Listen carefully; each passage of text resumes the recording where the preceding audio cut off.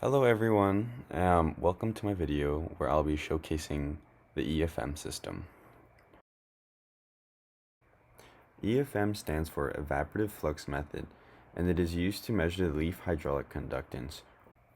The EFM system uses two transducers in series which translate voltage into pressure. This means the EFM must be calibrated before use. At increments of 5 centimeters, the pressure at each transducer is measured and then inputted into an Excel file shown. This plots voltage against total height and fits a regression line through the points. The slope and intercept calculated in this regression line is used so that the pressure at both transducers equal each other.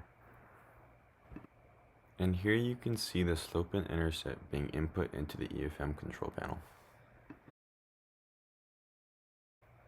If all goes well, once the graduated cylinders are placed at the starting height, the transducers should read a pressure around 0.00109.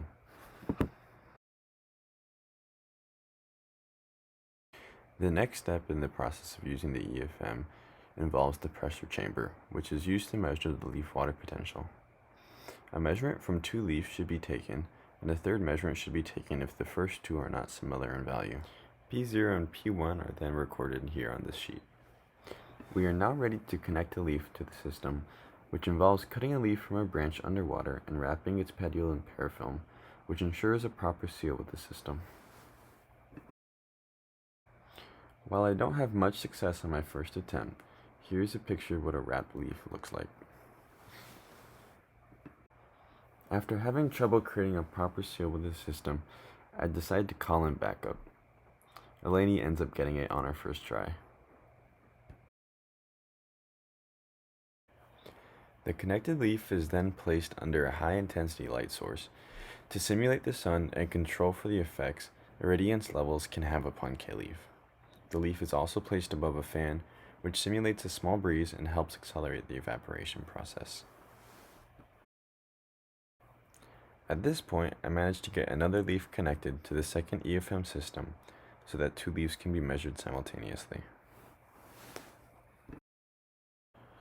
Once the leaves are connected and in their place, I must wait for the system to stabilize.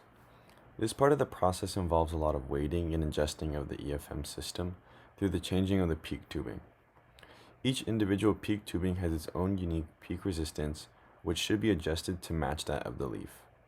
The peak tubing must be carefully filled with water using the syringe as shown and connected without creating any bubbles.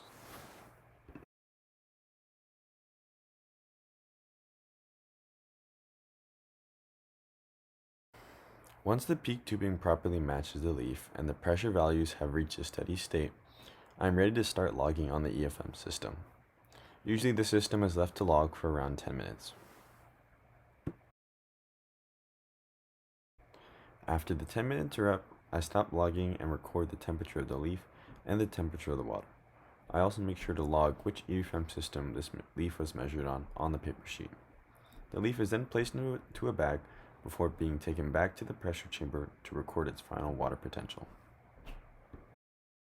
And that is how you process 1 out of a total of 8 leaves for measuring Kmax on the EFM system.